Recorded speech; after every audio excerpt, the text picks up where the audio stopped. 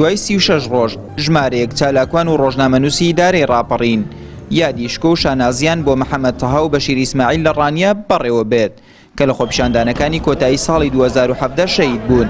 سەرپەرشتیارانی مەڕاسیمەکە دەڵێت دەمانەوێت بە حکومڕانان بڵین پەیامی ئەو شەهیدانە ون نابێت و دۆسیەکانیشیان دەگەینە دادگا نێودەوڵەتیەکان. ئەم یادەمان ڕێخستووە بۆ نرخاندنی ئەم قوربانیدانە بۆ ئەوەی کە بە کۆمەلگا بڵین بە دەسەڵات و بەڵتەچیەکان بڵین کە ئەمانە هەمیشە لە یادمانن ئەمە شتێک نییە بڕوا لە هزر و بیری خەڵکدا ئەمە هەموو ڕۆژێک لە فکرماندان و هەمیشە ئەگەرێکی دووبارەیە تەقینەوە بەرە ڕووی ئەم دەسەڵاتەدا. تا ئێستا هیچ هەنگاوێکی فعلی نەندراوە هەندێک بابەتی سەرەتایی کراوە لە مەحکەمە بەڵام هیچ شتێکی دڵخۆشکار نییە بەداخەوە گەر هاتو ئەم دۆسیە لە هەرێمی کوردستاندا نەتیجەی نەبێ پشتیوان بەخوا لە ڕێگەی دادگای باڵای فیدرالی حاڵاقەوە ئەم دۆسیە دووبارە دەجوڵێنرێت و ئەوەی لێرەدا گرنگە لایەن یەکەمی بەرپرس بەرامبەر بەم دۆسیە جیهەتی دەسەڵاتە لایەنی تەنفیزیە ئیدارەی مەحەلیە هەروەها لیژنە ئەمنیەکان بەرپرسیانن لەو دۆخە. ئەوانەی لێرەن هاوڕێ و هاوخەمی خانەوادەی شەهیدەکانن.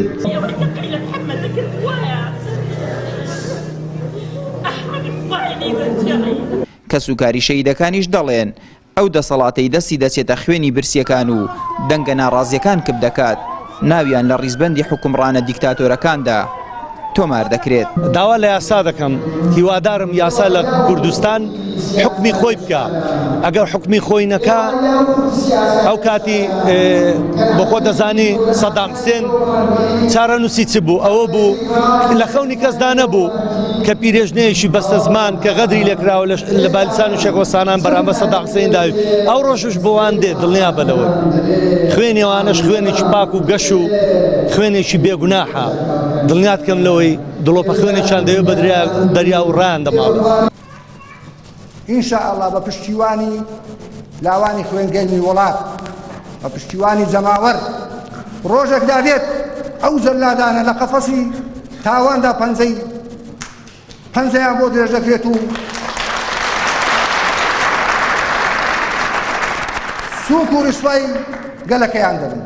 لە 19/12/2017 ناڕەزایی هاوڵاتیان و پێکاتەکانی تر لە پێناوژیان و گێڕانەوەی خۆشگوزەرانی و گۆڕانکاری لە فۆرمی حکومڕانی فراوانتر بوو.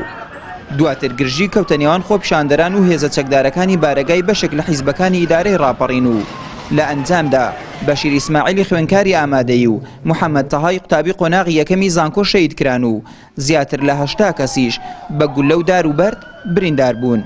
لە دوای ئەو وادەیە دۆسیە ئەو شەهید و بریندارانە هەنگاوی کردداری دڵخۆشکەری نەبڕیوە و تەقەکەرانی ژوە کەمیشە لە سای حیزبە حکومڕانەکانەوە داڵ دەدراون.